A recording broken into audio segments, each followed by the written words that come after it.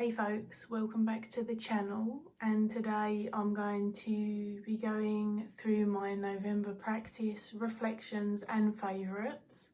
Before we dive in, the main thing of the month, or the theme that ended up being the month, was newness. I know that's not really a word, but there was a lot of fresh things that came in, or refreshing of things like the witch room, as you can maybe see from this altar shot. So I did in fact get the room painted, and you will no longer have to endure my moaning about the wallpaper. The wallpaper is actually still there, but it's painted over thanks to my partner, and it is feeling a lot less cluttered in here. Sadly, I couldn't help paint the room much due to my physical conditions and chronic pain. I did manage to help at the end, do some cutting in, so I felt like I participated a tiny bit, but this is all thanks to my partner who got it all sorted, and it does just feel like a breath of fresh air. I have pared down my altar. I thought I was going to just put it all back the same, and then I don't know, I lent into that feeling of needing less in my face. It's not exactly not cluttered, but for me this is actually pared back quite a bit. If you go back to my October practice, which my altar had only just been done in like August, end of August, so that altar space only took me through sort of a month and a half, but that's totally fine. So I've put a lot of things away in boxes, I've got rid of some stuff, and I've relocated a few bits to my bookshelf. So yeah, here's another view of the room and a little sneaky peek of the bookshelf. I must say I'm not a fan of white furniture, but you work with what you have. I am very grateful that my room has been given a new lease of life and that I don't feel like I'm being bombarded by that damn pattern. So that was really a lovely part of the month, and something that I thought I would start off sharing because it's where a lot of my focus was. Obviously before it was painted, we went out to the shops and got all of the DIY prep for like getting the wallpaper ready to then be painted over, and looked for a very simple colour because we rent and that was one of the requirements. So there was a lot of prepping for this and it came together beautifully, I think. So you have to let me know, does it look better to you? I won't be offended if you love the wallpaper. I'm still very happy with the outcome. On to the rest of my practice. It was an interesting month. I had a bunch of new things turn up, gifts from friends. So in terms of what tools I worked with, that was predominantly those, because I wanted to dive right into them and I will share those with you. My practice is still somewhat pared back. My focus was on Patreon because I did quite the undertaking of going through my whole sort of witchy tarot bookshelf and a few other bits over there. And it turned out that unfortunately I've had some new pain symptoms and other things turn up in the month of November, which means that I have a month of hospital appointments coming up in December, and I've paused my Patreon for the month of December to allow me to still have moments where I can just kick back and do whatever and focus on all of the health stuff I've got coming up. So it's almost like I managed to tie up a lot of, not loose ends, but creations before I suppose the working year was out for me. I feel like I'd have looked back and wondered why my practice was pared down a little bit originally, but I think that my body had started giving off gentle symptoms, and perhaps mentally I'd responded to those, or emotionally responded to those, before I'd clocked consciously that something was rising.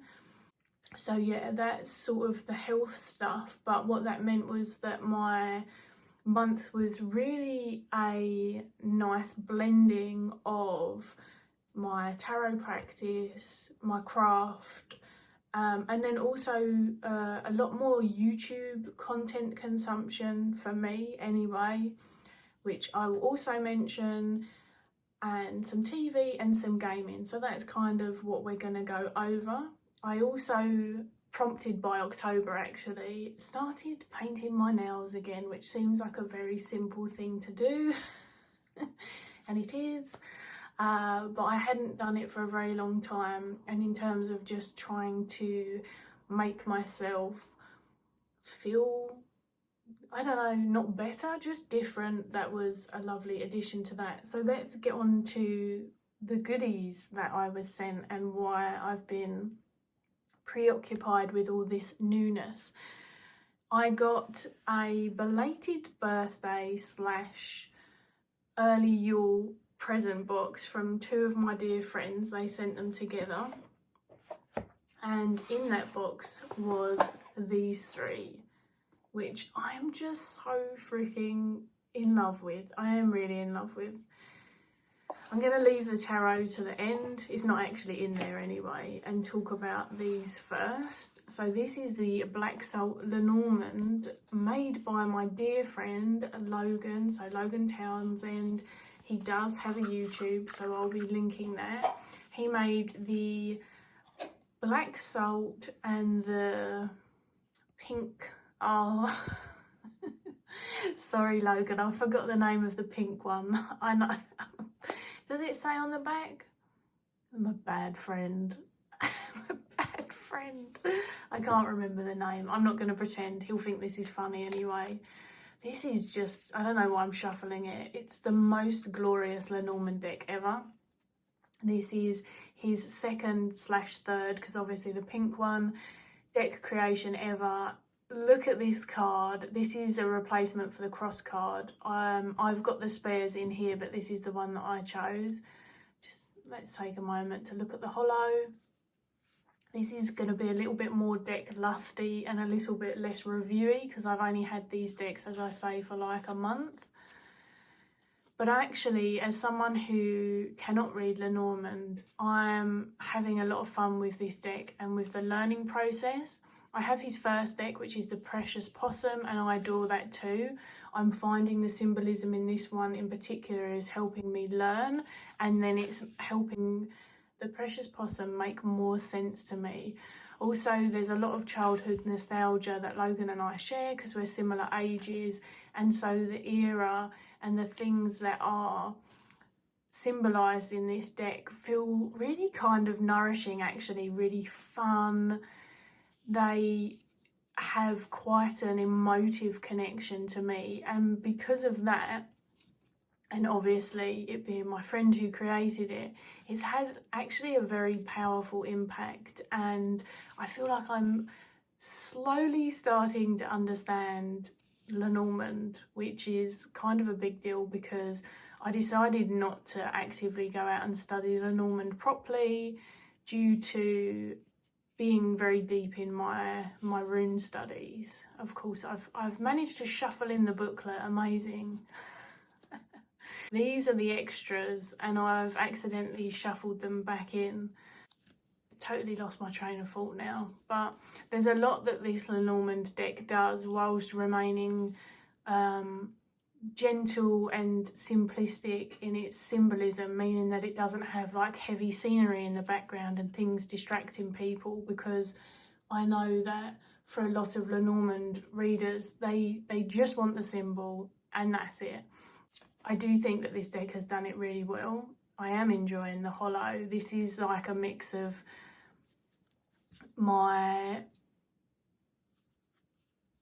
black wearing gothic girl dreams meets the sparkly unicorn fairy that lives within, that just occasionally likes to show up, not so much in my clothing aesthetic, but just knickknacks around the house. That's how I would describe that deck anyway. Next is Animal Allies 2. So I have Animal Allies 1 and had wanted the second for the longest time, and it was available on some of the online retailers, but you couldn't get them to ship to the UK. So my dear friend Rachel actually sent me this. Well, she sent it to Logan, and so that Logan could send it to me. And I have been having a real moment with it. If you're on my Instagram, then you'll see that I did a video discussing both of the decks together, showing you what's in both and talking about how I use it. One of the things that I enjoy about this deck, other than the sheer diversity of animals, and I mean that in kind of where they reside in the world, what type of animals they are, you know, their sort of species and subspecies, all of those interesting things. Between the two decks, you're getting 120 animals, I believe it is, and there's only one that I will take out when I'm using them, which is in this one, and that's the unicorn card. I wouldn't mind a deck with mythological animals in, and I do have some that have dragons, but for this, it's all your standard everyday, not every day where I live, but you know, everyday alive and kicking animals, and so that one just kind of stands out to me as not something that I would want to use. This deck is a bit of a jump from some of my others because it's quite playfully depicted, it's quite colourful, it's got I don't want to say cartoon, it's like reality meets cartoon, right? I'm just not describing it very well, but I think it gives it a lot of character, and because there's so many options in here, it's one that I use a lot on my Patreon for representations of our animal gnosis for the month. It's one that I use on my altar a lot. It's one that I use with clients a lot, obviously the first one, but now this one will be in rotation. Because for me, because I do so much animal work, it's lovely to have visual representations. You don't have to, but it's lovely to have them. And I feel like Jessica did a really good job of incorporating a lot of animals and making sure that some of our insect friends, for example, are included, and other bits and pieces that just perhaps aren't so popular in the more cliche variations of animal workings that we can see in some of the spiritual community. So this is just a lovely addition to fleshing out that, really, and I'm so thankful to Rachel for making this happen for me. And finally, we have my most awaited deck, which is the Trionfi Della Luna Aquedoxical Illustrated Pips edition from my dear friend Logan. As I say, this was a birthday/Christmas present, and I freaking love it. If you've known me for a while, you know that I had the Deviant Moon for the longest time, couldn't get on with the cardstock, and yes, it has that much of an impact on me, especially when it's hurting my hands. So the Deviant Moon and I split ways. I actually sold it with its massive coffee table book because I've read the book.